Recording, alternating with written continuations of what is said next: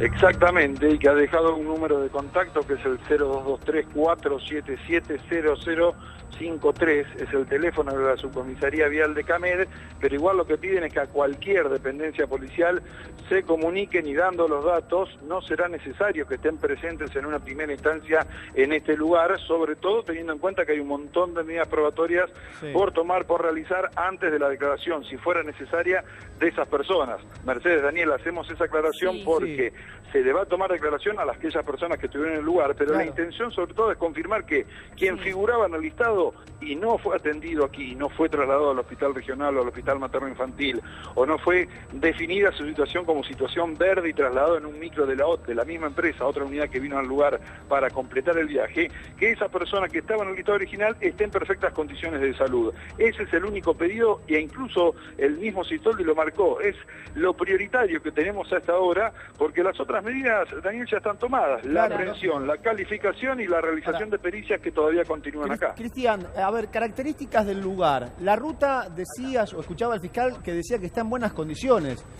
Recién marcabas el tema de la niebla, pero al costado de la ruta uno puede ver una especie de zanjón. ¿Cómo podemos definir? Porque allí quedó incrustado el micro luego de volcar. Exactamente, Daniel. Mirá, dos cuestiones separadas. La primera, lo que tiene que ver con el estado.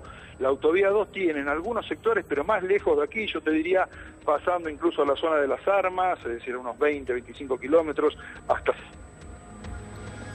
Bueno, ahí se cortó la comunicación. Se cortó la comunicación. Ya lo vamos a retomar. De todas formas... Aquí está el mapa, mirá. Sí, acá está el mapa, y lo importante de remarcar que decía recién Cristian, ¿no? La ruta 2 es una ruta tan transitada, tan circulada, que está en buenas condiciones. Hay que sumarle, por supuesto, el factor climático, mucha presencia de niebla en esta mañana, pero bueno, ahí estábamos viendo el recorrido. Ahí me dicen que está nuevamente Volvió Cristian, ¿no? Te tenemos, Cristian. Decías, hablabas acerca de la zona, la región, características del lugar. Exactamente, Daniel. Lo primero que hay que marcar es que en este sector, o por lo menos en los 10 kilómetros previos y posteriores que pudimos recorrer cuando llegamos, el estado de la ruta es bueno, es decir, está en buenas condiciones. No únicamente la carpeta asfáltica, sino también la señalización, que es un dato importante, pero está correctamente marcado. La verdad, en estos 10 kilómetros previos y posteriores yo no noté importantes inconvenientes en ese sentido. Y tiene la banquina, armada, ¿no? Mirá, tenés 2 metros de banquina de carpeta asfáltica, 2 metros. Estoy pisando yo en estos momentos, ustedes no lo pueden ver, pero después tenés el pasto, antes de llegar al badén que tenés sobre el lateral, tenés otros 2,5 metros aproximadamente. Después sí tenés sobre los laterales y en el medio que divide los dos carriles, ese badén importante que cuando llueve mucho, y hemos tenido otros hechos similares, se llena de agua y eso genera una complicación extra. En el lugar donde cayó el micro, Daniel, no hay agua acumulada. No hay agua acumulada. Bien, Cristian. Es decir, que eso es un problema menos, si se quiere, para lo que pasó. Tenemos una imagen, ahora la vamos a repasar, en un momento en donde los rescatistas, los bomberos están trabajando, está el micro volcado en la zona del badén donde mencionaba Cristian, que afortunadamente no tenía agua. Imaginen ustedes que quedaron atrapadas entre 10 y 15 personas dentro del micro. Si ese lugar hubiese tenido agua, estábamos hablando de una tragedia realmente. Sí, claro. Porque ante la imposibilidad de salir, de escapar del lugar, hubiese sido realmente una tragedia, y hoy estaríamos hablando de muchas personas que habrían quedado atrapadas y ahogadas. Hablando de condiciones del tiempo, Cristian, no te vayas. Recién lo remarcábamos, ¿no? La presencia de niebla y cómo esto había complicado, y también la de llovizna que complica la circulación con la calzada resbaladiza. Pero vamos a ver cómo estaba el clima en el momento del accidente y cómo está ahora. Barbie, buen día, ¿cómo estás? Buen día, Dani, buen día, Mercedes. Buen día, bueno, sí, la visibilidad en ese momento y a esa hora de 500 metros. ¿Así estaba en ese momento? Así estaba en ese momento, prácticamente nula. Hablamos de la visibilidad normal, para que se den una idea, es 10 kilómetros. Claro. Visibilidad normal es 10 kilómetros. Generalmente cuando hay llovizna, lluvia, visibilidad reducida puede ser generalmente hablamos en la ciudad de Buenos Aires, 7, 8 kilómetros, puede que sea hasta 5, pero 500 metros es muy baja la visibilidad debido a las neblinas y sumado a lo que decía Mercedes, el tema de la calzada resbaladiza, porque había llovido durante toda la noche, pronóstico de tormentas eléctricas y el cielo cubierto con llovizna a esa hora de la mañana, o sea que son dos factores climáticos que pueden complicar la situación, tanto la niebla como la calzada resbaladiza, son dos factores muy complicados. Solo 500 metros en la zona de Iboratá a esa hora de la mañana. No, y además la calzada resbaladiza pasa en vehículos de porte más importante, Claro. no hablando de un auto, digamos, de un micro, en donde las maniobras tienen que ser mucho más tranquilas, porque si no enseguida perdés el control, ¿no? A ver, Cristian, recién escuchábamos al fiscal y un colega le consultaba con respecto a distintas declaraciones de pasajeros quizás o algún otro conductor que circulaba por el lugar, por la zona, en donde esta colega le consultaba si el micro iba zigzagueando, ¿no?, por la ruta. Yo no sé si alguien pudo aportar esta idea. ¿Se sabe si el conductor perdió el control del micro por su cuenta, por una mala maniobra, o si fue tocado por otro vehículo de atrás? Porque cuando observamos el micro, a mí me da la sensación de que pudo haber tenido algún roce, algún toque, quizás es de un evento anterior, pero es una sensación mía. Ojo, no estoy diciendo que haya pasado, Cris.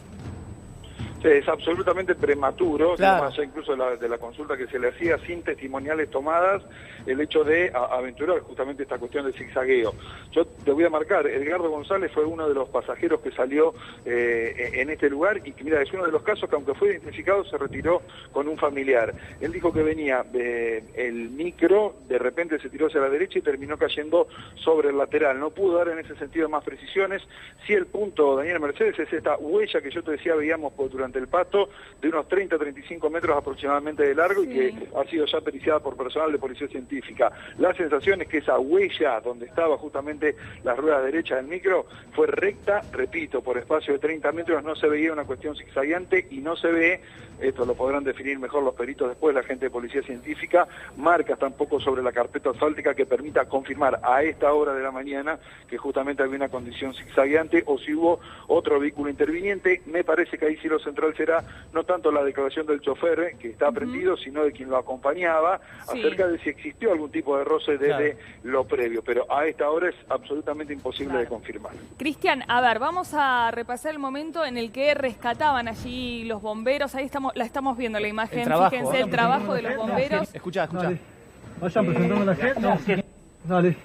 Vayan presentando la gente. Bueno, Dale. así estaban trabajando, Mercedes, ¿no? Sí, claro, es un una de las trabajo. imágenes que tenemos. Hay otras que no podemos mostrar, lógicamente, por una cuestión de ética, porque están sacando los cuerpos de la gente que había quedado atrapada, por una cuestión de ética, nada más y nada menos, pero es uno de los videos que tenemos para mostrarle cómo trabajaban los rescatistas. Claro, sí, desde el primer momento, ¿no? Ellos tienen una tarea muy difícil, que es que en una situación así de shock, de nervios, tratar de tranquilizar a las personas y tratar de sacarlas de un vehículo muchas veces atrapados, que tienen que cortar, que tienen que utilizar máquinas. Y bueno, en este caso, ahí estamos viendo cómo fue que sacaban a los pasajeros. Así el accidente allí en la Ruta 2, en donde, reiteramos, hay personas que están comprometidas. Sí, al menos uno de ellos que supuestamente sería menor. Cristian, te consulto. En el accidente donde perdieron la vida 2 chicos, en el viaje de egresados, Sí. no en esa zona, pero sí sobre la Ruta 2, inmediatamente se conoció una declaración del chofer, en donde decía que había perdido el control Se me fue. del micro, y la definición de se me fue, no lo pude controlar, y termina volcando. En esta circunstancia, en este caso, ¿hay una declaración previa del chofer o de uno de los choferes explicando qué pasó o todavía nada? No hay declaración alguna. Lo que confirmó el fiscal Daniel en el lugar es la aprehensión, como te decía, de Gabriel Gómez. Esa es la identidad del chofer, no se dio a conocer su edad, se habla de un hombre de aproximadamente 40 años que fue trasladado a una dependencia policial y que en las próximas horas, a tenor obviamente del artículo 308 del Código Procesal de la Provincia de Buenos Aires, podría prestar declaración.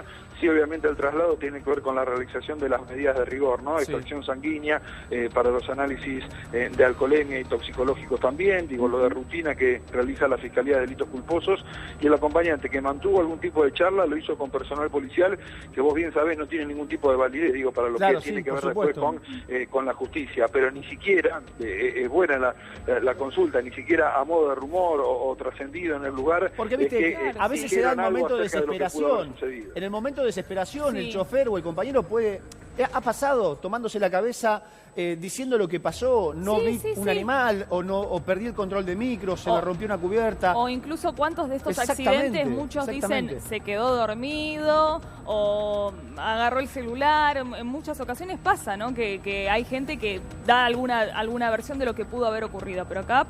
Por ahora hablando nada. del chofer, nada. Cristian, no corte, la sumamos a Anabel y a Cerezo para saber si tiene información con respecto a cuál será el futuro de el chofer del micro demorado por ahora, prendido. Ana, buen día.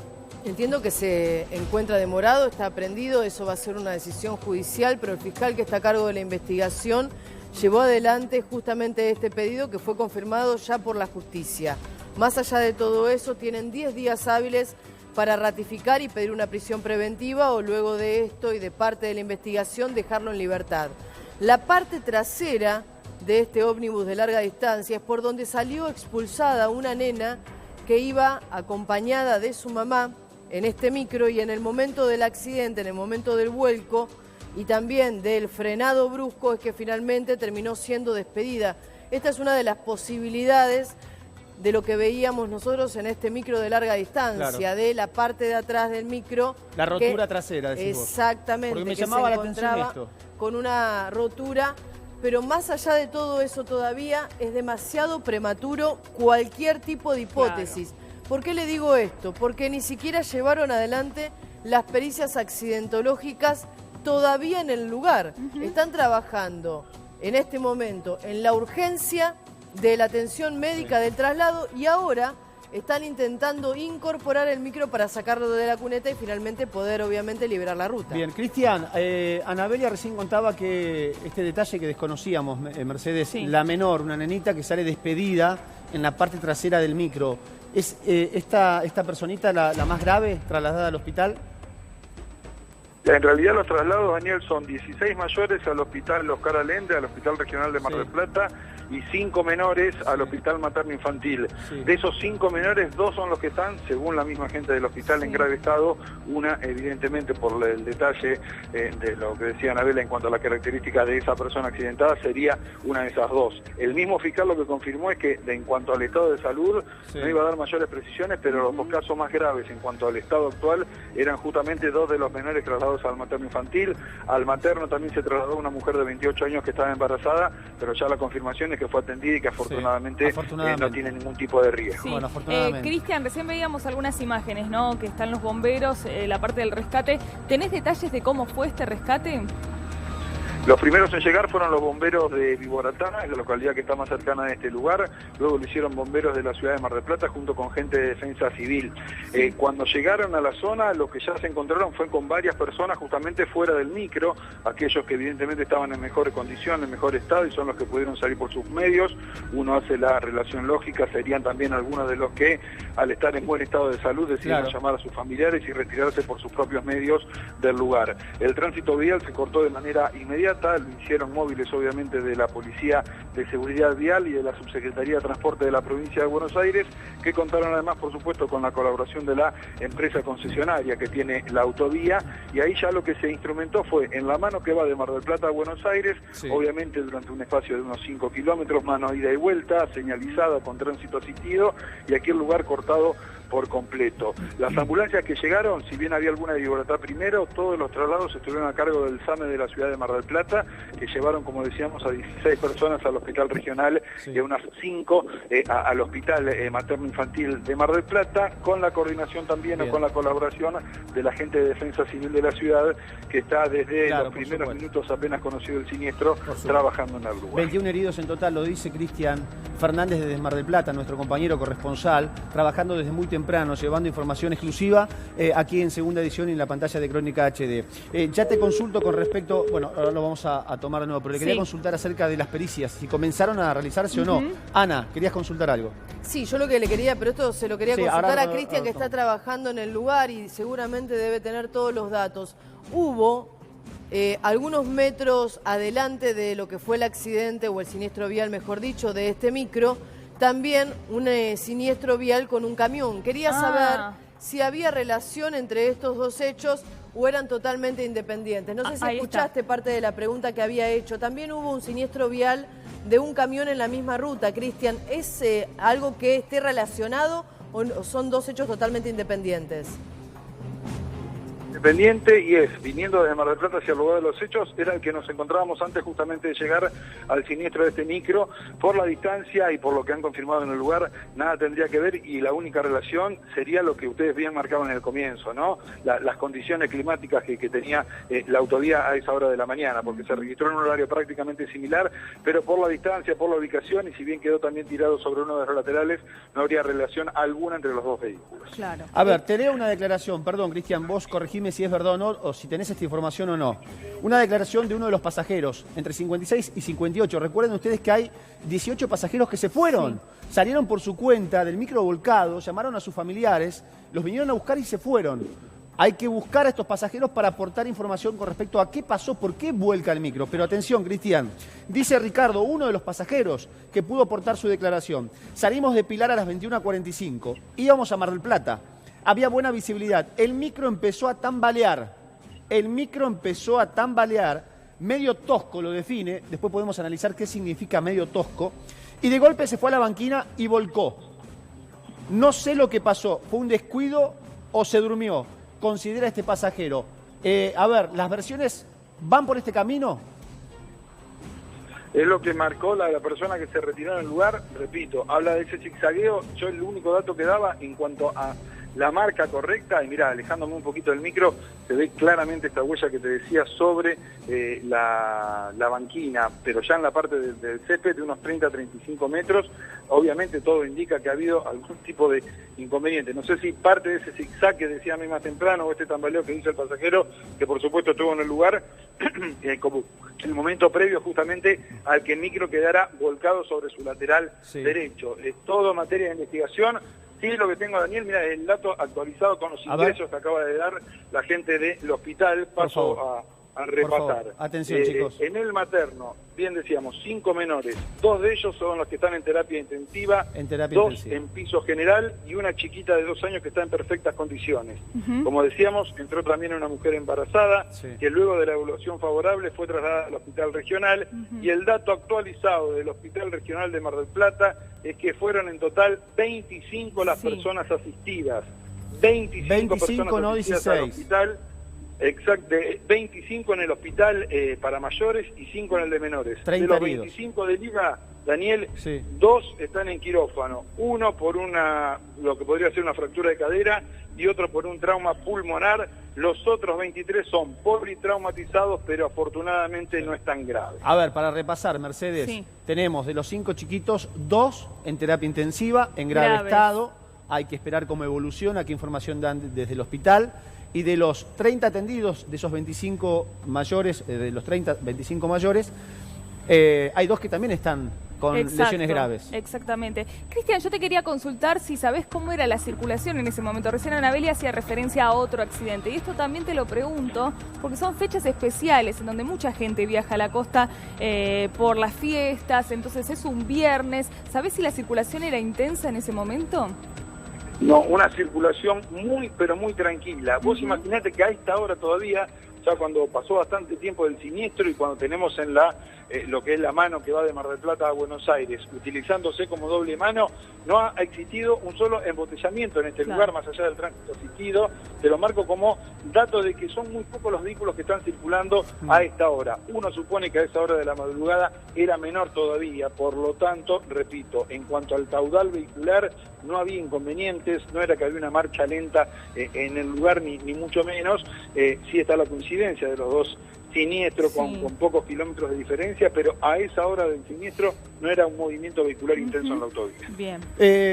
Estamos viendo imágenes, Cristian, del momento en donde rescataban a algunas de las personas atrapadas. Un gran trabajo de los bomberos, personal del SAMI, rescatistas. Gran trabajo, eficiente, llegando al lugar para rescatar a muchas personas que habían quedado atrapadas. Repito este dato que aportaba Cristian Fernández. El lugar, ese Badeno, Sanjón, como lo quieran definir, tiene una profundidad, hay una gran diferencia entre el nivel de la ruta y el fondo, ¿no? Claro, sí. La base de ese Badeno, ese Sanjón.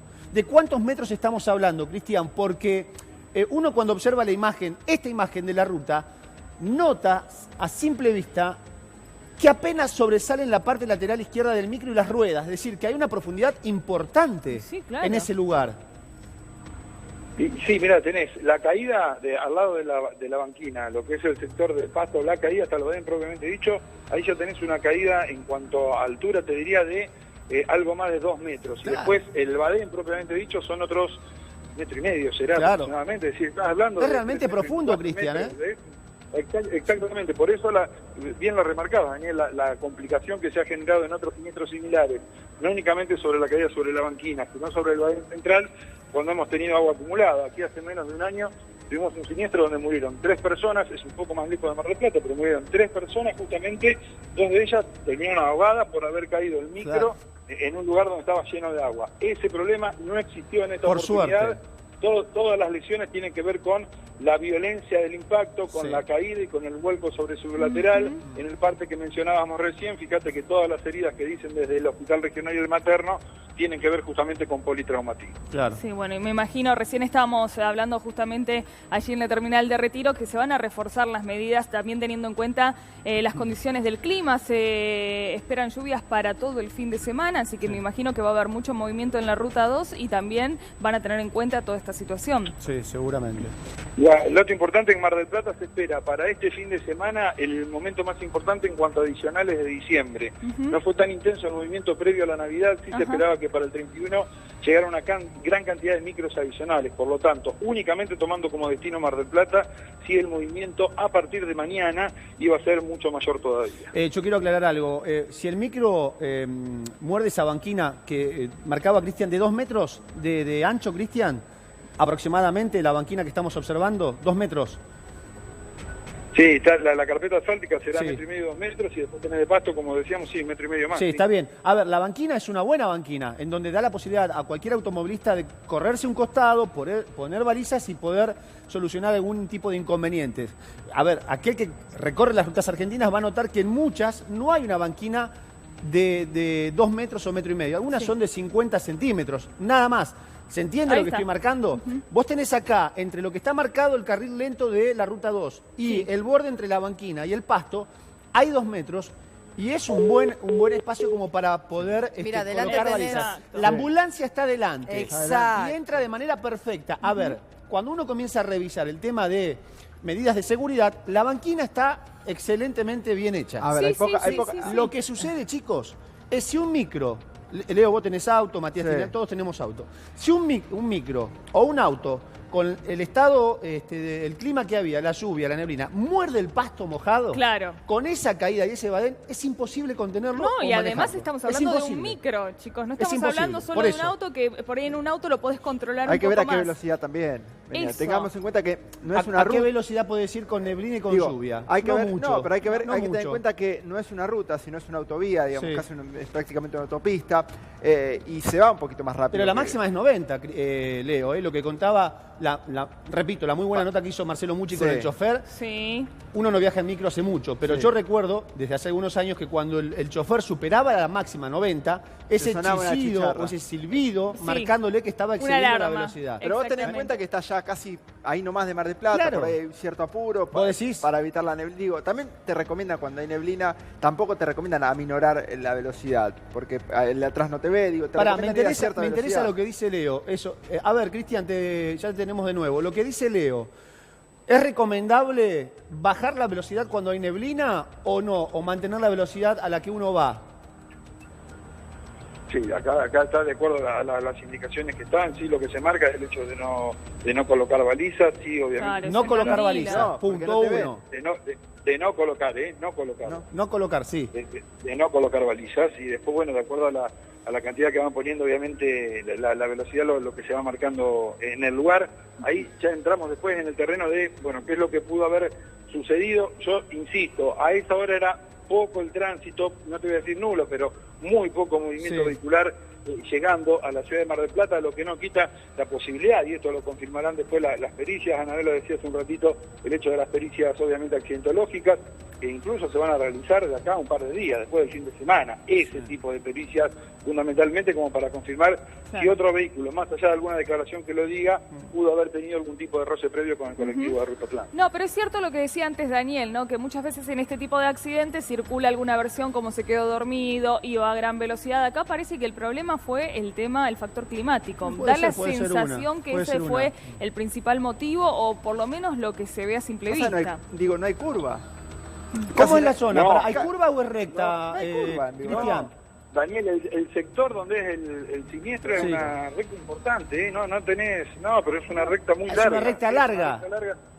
Pasando, mira, el sector más complicado de Autovía 2, saliendo de Mar del Plata, es llegando a la zona de Iboratá y de Coronel Vidal, que son las primeras localidades que te encontrás de importancia. ¿Sabes por qué te pregunto esto, Cris? Acá es una recta larga. Sí. Y perdona que te interrumpa, porque uno cuando va dando información, Leo dice el tema del clima, hablamos acerca de las condiciones al costado de la ruta, pero vos das un dato muy, muy importante. Una recta larga. Sí. Un micro que salió a las 9 y pico de la noche de Pilar. Un micro que no puede ir a gran velocidad por la niebla, en donde no hay mucho movimiento. Llegando ya al destino, quizás, si a esto le sumamos esa declaración de un pasajero de nombre Ricardo, donde dice que zigzagueaba el micro, que iba de un lado al otro, son síntomas de que el chofer pudo haberse quedado dormido. Me da la sensación, teniendo en cuenta otros casos, Cristian. Además Cristian, que conoce, después de Maipú, ya no hay más curva, es todo recto. De hecho, no hay tampoco casi pueblo. Por eso, sumando los datos, a mí me da la sensación, Cristian, es un análisis personal. No quiero decir que haya pasado eso. Un desperfecto mecánico también podría ser la otra. El que vaya zigzagueando. Es una posibilidad. Yo creo que cuando hay un desperfecto mecánico, directamente se te va y no lo podés controlar. No hay zigzagueo. Claro, acá está el mapa, lo que dice Cristian. Cristian, no te vayas, por favor, porque muy buena información todo. Acá tenemos la recta que dice Cristian Fernández, ¿no? Iboratá, La Armonía, Camet, llegando a Mar del Plata, por supuesto, en lo que es la Ruta 11, Santa Clara del Mar, Mar de Cobo y lo demás, Mar Chiquita. Pero fíjense la distancia, 30 y pico de kilómetros de Mar del Plata ocurrió, Cristian. Hay una recta bien pronunciada. Sí, es antes de llegar. Mira, el último, llegando a Mar del Plata, pasando justamente este lugar donde es el siniestro, las últimas, no digo complicaciones, pero donde puede haber, si vos decís alguna cosa más pronunciada, es una rotonda de acceso que tiene un camino interno que va hacia Santa Clara del Mar, un acceso para ingresar a este barrio que ustedes mencionaban, que es el barrio La Armonía, y después en la zona de Mar de Cobo, pero viniendo por Ruta 2 también, una curva pronunciada, y después el punto más complicado es la rotonda del aeropuerto. Digo, ya estás en Mar del Plata. Ya estás ahí, ya estás ahí en Mar del Plata. Esos son los sectores, si querés, con más complicación en este tramo final. Insisto con esto, el lugar donde es el siniestro, en lo previo, no te quiero mentir, pero hay por lo menos, de acá miramos, estamos hablando de una recta muy importante, claro. En lo previo y en lo posterior también. Muy claro. Yo te consulto, Cristian, te doy el ejemplo. En lo personal, cuando voy a Entre Ríos a visitar el camping de mis papás, de mis viejos, tengo que cruzar el puente Zárate Brazo Largo y el puente Urquiza, que divide Buenos Aires de Entre Ríos. Es una zona baja, cuando hay mucha niebla, que se da habitualmente. ¿Qué hace Gendarmería? Pone móviles en diferentes puntos para prohibir que avancen los vehículos, y una vez que se va despejando, con el correr de los minutos, son móviles de Gendarmería que acompañan a los automovilistas y a los micros y camiones de un punto al otro. Como que escoltan. ¿Es pesado? Sí, es pesado. ¿Te da bronca? Y sí, tener que esperar dentro del auto que se vaya la neblina, te da un poquito de impotencia, pero es por una cuestión de seguridad. En este punto, ¿se puede hacer, se hizo en algún momento o no se hizo nunca? Lo que denominás tránsito asistido, yo no recuerdo haberlo visto desde hace mucho tiempo aquí en la autovía número 2. Yo nunca lo vi en la 2. No viajo de manera permanente, pero digo, es tránsito asistido. En algún momento lo hacían los móviles, ustedes recordarán los azules del área de transporte. Sí, tenés razón, sí. Eso eran los móviles que yo recuerdo, o la última vez que lo vi realizando esa tarea de tránsito asistido. Hay que ver, no sé si dependerá directamente del Estado a través de alguna de sus fuerzas, como marcabas vos, que pasa ahí en Entre Ríos, o dependería también por parte de la concesionaria de la autovía. Es un dato que la reglamentación la desconozco, pero insisto, tránsito asistido, un vehículo atrás, son velocidades máximas como para evitar cualquier tipo de inconveniente. Sí, el dato concreto es que no estaba en este momento funcionando. Y el otro dato es que, pero es personal, así que puedo estar perfectamente equivocado, y yo hace mucho no lo veo tampoco por la autovía. Claro. Y ahora también qué importante saber la declaración de estos 18 pasajeros que se fueron solos, ¿no? Para entender también qué es lo que vieron, qué pasó en ese momento, ¿no? Cristian, bueno, enseguida vamos a seguir con vos, gracias. Qué locura. Abrazo. Gracias, Cristian.